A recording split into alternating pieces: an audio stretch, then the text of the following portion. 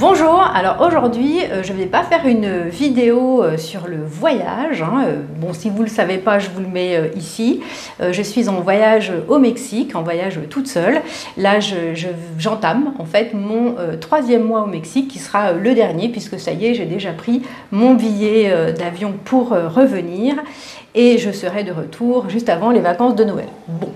Mais aujourd'hui je voudrais qu'on parle voyage justement et ménopause.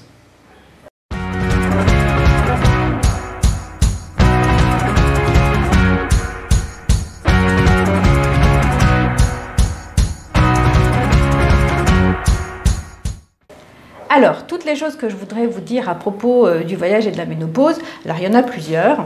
Je ne sais pas si vous le voyez, mais là, moi j'ai chaud. C'est normal, je suis au Mexique, donc il fait toujours plus de 30 degrés à partir de 10 h du matin. Donc ça, c'est pas la partie la plus facile. Et évidemment, si vous n'avez pas de troubles liés à la ménopause, bon, cette vidéo ne va pas vous intéresser, vous pouvez la regarder quand même, voilà.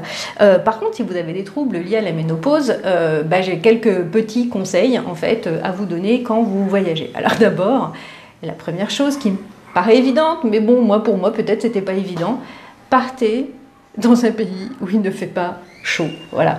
Alors j'avais vraiment sous-estimé donc la chaleur au Mexique, puis la moiteur en fait dans certains endroits, mais là il fait une chaleur épouvantable et du coup je me suis, j'ai eu des troubles donc liés à la ménopause avec des bouffées de chaleur avec la chaleur en plus qui ont provoqué, mais ça c'est parce que j'ai d'autres problèmes de santé, des problèmes respiratoires importants il y a à peu près une semaine et du coup aussi des phénomène de palpitations cardiaques.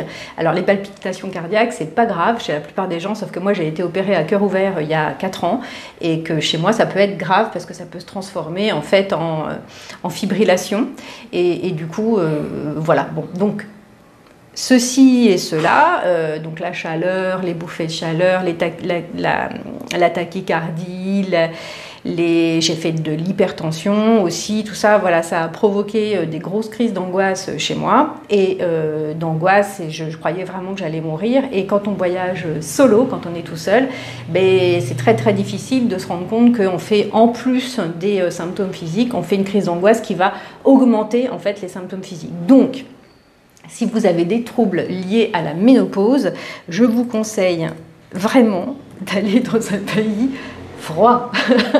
Bref, donc ça, vraiment, voilà. Par contre, ce qui est vraiment très très bien, c'est qu'on n'est pas embêté par les histoires de règles et de choses à gérer. Les femmes me comprennent. Alors, pendant tout le temps où j'étais réglée, pendant la plus grande partie de ma vie, j'ai essayé plein de choses. J'ai essayé les serviettes hygiéniques, alors ça clairement, j'aime pas du tout. Puis alors en voyage, c'est vraiment très très difficile, il faut... moi, peut-être qu'il y a des gens qui gèrent ça très bien, mais moi j'ai toujours ça géré très très mal. J'ai essayé aussi les tampons, donc ça c'est la solution que j'ai toujours privilégiée en voyage. Et puis j'avais essayé aussi la cup. Alors, la cup, non quoi. Alors c'est bien la cup quand vous êtes chez vous et que vous avez un accès en fait à de l'eau, voilà, du savon et puis de l'eau potable et puis que vous pouvez de temps en temps en fait faire bouillir votre cup pour éviter qu'elle soit pleine de bactéries. Voilà, mais dans certains pays, c'est très très difficile d'avoir accès à de l'eau d'abord voilà, potable, donc sans bactéries, et puis c'est très difficile d'avoir un endroit pour faire bouillir de l'eau, voilà, tout simplement. Et dans certains pays, on ne peut pas se laver les mains tout le temps, enfin voilà, les conditions d'hygiène ne sont pas très bonnes. Donc pour moi, alors vous faites bien comme vous voulez, mais pour moi la cup c'est exclu, voilà. Et donc voilà, donc ma conclusion c'est quand on a la ménopause, donc quand on n'est plus réglé, c'est génial parce qu'on n'a plus du tout de questions à se poser là-dessus. On n'a plus de pilules à prendre, on n'a plus, si on prend la pilule évidemment, on n'a pas de ces choses-là, c'est terminé. Donc c'est terminé dans la vie quand on n'est pas en voyage, mais c'est aussi terminé en voyage et c'est ça du coup qui est pas mal. Alors si vous êtes comme moi et que vous avez des troubles du sommeil qui sont liés à la ménopause, Voilà, moi je me réveille très très souvent en pleine nuit parce que du coup bouffer le chaleur en pleine nuit ça me réveille et après c'est très difficile pour moi de me rendormir. Moi ce que je vous conseille vraiment c'est comment dire de choisir des hébergements le plus calme possible. Et pour ça, il faut parfois mettre un petit peu d'argent. Parce que oui, alors si vous avez la latitude le matin, voilà, pour continuer à dormir et pour vous lever plus tard, c'est bien.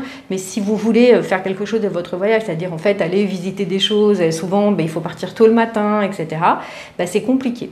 Et quand on est en fait très fatigué dans la journée, donc quand on n'a pas assez de sommeil, il y a en fait un phénomène alors qui est lié à la ménopause mais qui est aussi lié au manque de sommeil, ce qui est une question de brouillard mental et du coup vous n'avez plus les moyens, vous n'êtes plus en mesure d'apprécier ce que vous voyez, de comprendre ce qu'on vous explique, enfin voilà, donc ça pose des problèmes. Donc vraiment quand vous voyagez et que vous êtes ménopausé, je vous conseille vraiment de bien choisir vos hébergements, de les prendre calmes et avec un certain niveau de confort. Alors voilà, moi avant, quand j'étais jeune, quand j'avais 20 ans, je voyageais à la route, je pouvais dormir n'importe où.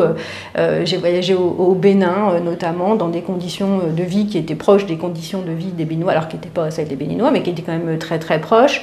Je m'en faisais pas, tout avait, voilà, si je manquais de sommeil, je rattrapais la journée d'après, sauf que maintenant, c'est plus le cas. Puis en plus, depuis, il n'y a pas eu que la ménopause, je vous l'ai dit tout à l'heure, j'ai eu des problèmes de santé respiratoire, voilà, j'ai un emphysème donc fonctionnel et puis cardiaque, donc ça fait que plus l'hypertension liée en fait à mon problème cardiaque, tout ça fait que du coup j'ai besoin d'un certain niveau de confort. Donc si vous êtes comme moi, n'hésitez pas à mettre un petit peu d'argent en fait dans un hébergement de qualité.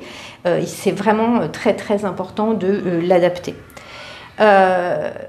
Et du coup, si vous êtes ménopausé, je pense et que vous avez des troubles de la ménopause, effectivement, c'est bien de soit voyager toute seule, comme je le fais, soit de voyager avec quelqu'un qui comprend ce que vous vivez. Mais oui, parce que si vous voyagez avec des gens, soit plus jeunes, soit votre conjoint, qui, si c'est un garçon, en fait, ne va pas forcément comprendre ce que vous vivez, en fait, il va, comment dire, il peut interpréter votre manque d'énergie, d'enthousiasme, etc., comme des choses négatives, alors que c'est pas de votre faute en fait. C'est votre corps qui vous envoie des messages et c'est pas vous qui contrôlez le fait d'avoir des bouffées de chaleur ou pas. Donc ça peut carrément détruire un voyage et puis surtout vous donner de mauvais souvenirs. Donc c'est bien dommage de partir, alors même si on part pas très loin, ou comme je suis actuellement à l'autre bout du monde et de ne pas apprécier le voyage. Hein, vous voyez, on fait pas tous ces kilomètres pour rester dans sa chambre toute la journée ou faire la gueule ou être déprimé, tout ça quoi. Donc si vous êtes avec quelqu'un qui ne comprend pas vos troubles, alors la solution ça serait aussi par exemple de partir avec d'autres femmes qui vivent ou qui ont vécu les mêmes choses que vous, et puis de pouvoir s'entraider, s'épauler et se soutenir en cas de difficulté, comme ça m'est arrivé, mais comme ça peut arriver à n'importe qui.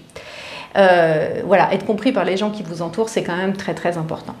Voilà, je crois que c'était à peu près tout ce que je voulais vous dire sur les troubles de la ménopause et associés donc au voyage.